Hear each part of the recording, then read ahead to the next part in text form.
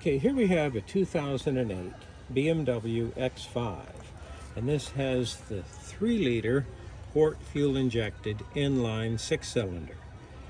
And BMW refers to this engine as the N52. Now, the N52 is a good, reliable engine. One thing that's interesting about it is that it uses the magnesium aluminum cylinder block, or engine block, as you can see, and you see that dark blue color. Now, any of the fasteners that are threaded into that engine block are made out of aluminum, and they have a nice warning label here to stress that in the front of the engine bay. Now, the reason for the aluminum bolts and the magnesium aluminum engine block, or if they're using it with the transmission, and the transmission, like for instance on the 8 HP, this is actually a 6 HP, so it does not have the aluminum magnesium case. But what we're replacing today is the starter motor, and as you can see, to even gain access to the starter motor, we have to remove the intake manifold. Now, we've removed the old starter motor. There we see the crankshaft position sensor there just below the starter motor. Here we see the 2 detonation sensors. Now, we're replacing the starter motor. We're also replacing the bolts. We're also replacing the crankcase ventilation hose and, of course, the little intake port gaskets. Now, to remove this intake manifold, it's relatively straightforward, but what you're going to find is you're going to be fighting with this junction box for the wiring harness at the the charcoal canister purge solenoid inducting, which I'll show in just a moment. This is the charcoal canister purge line coming from the fuel tank. Here we see the actual fuel pressure line coming from the fuel pump in the fuel tank.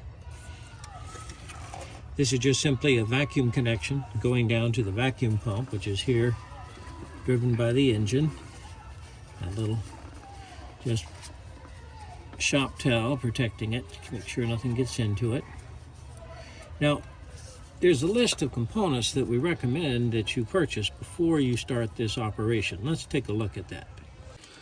All right, now, the first thing you have to realize is that we're going to be removing the intake manifold. Yes, the whole intake manifold, and that is made out of plastic, and you want to be careful with it not to break it. Now, what we see here, these are the crankcase ventilation ports. Let's see, that is the correct orientation right there. This is for our crankcase ventilation system, and this is going around to our plastic valve cover, and the valving for our crankcase ventilation system is actually built into the plastic valve cover. So the first thing you're going to want to invest in, you're definitely going to need this. So you want this crankcase breather hose. And it's reasonably priced. It comes with everything you need, because what you're going to find is this is very brittle after 200,000 miles and 13 years. So it will have a tendency to break. Now, of course, you want a replacement starter. And since this is so hard to get to, you want to make sure it's a good quality starter. I'm going with new. And I have starter bolts. These are aluminum bolts. Now, one thing I want to stress this about an aluminum bolt is that when you're torquing an aluminum bolt, don't get carried away. That's not a steel bolt, so pay close attention. Also, make sure you're using a corresponding correct external Torx socket there on the bolt. You can put a metric socket on there, but it's real easy just to simply round off the aluminum, so we want to be real careful about that. One thing that I did notice, which because the aluminum bolt in the magnesium aluminum cylinder block, after all this time, I didn't have any trouble taking it out, the old one out. It came right out without any problem. So it's a real testimony as to the corrosive characteristics between aluminum and magnesium aluminum. They're very, very slight, so if at all. So it came right out. Here we see our new starter motor. And then, of course, good time to replace these intake gaskets. And here I have a set of the intake manifold gaskets. So this is all going to get done at one time. So what do I need? A starter, new bolts, intake manifold gaskets, and don't forget your crankcase ventilation hose. Okay, here we see the new aluminum bolt, and here's the old one, the new one and the old one, and this is for the starter. As you can see, this very little corrosion at all, and this came right out without any problem.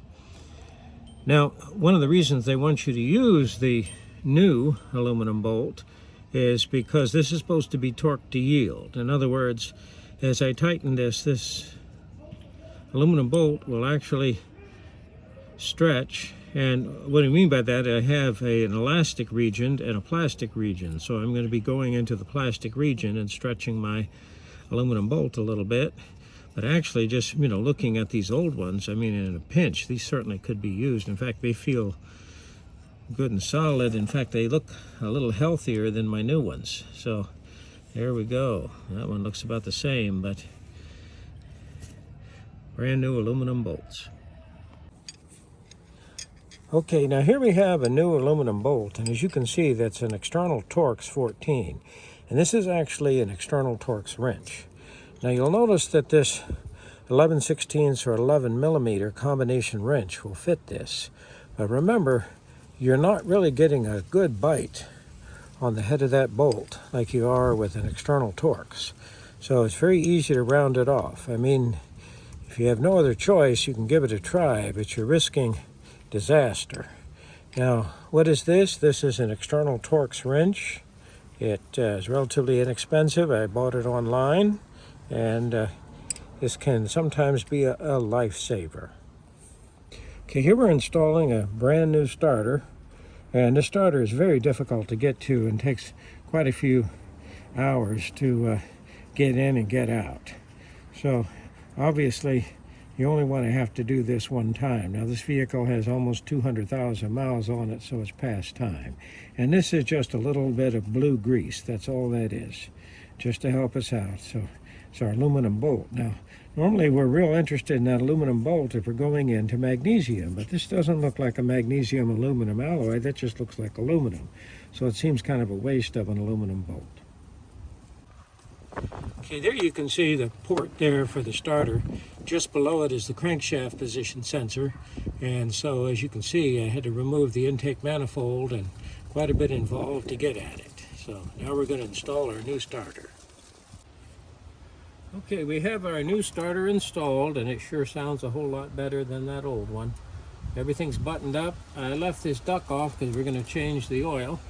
But remember, anytime you disconnect the battery on a BMW, you oftentimes have to go through the routine of recentering the steering wheel as far as the steering angle sensor is concerned. But we went ahead and did that and cleared all our fault codes, and she's ready to go. So we're going over for an inspection and oil change, and then we'll put the duct back and she'll be ready to return to service.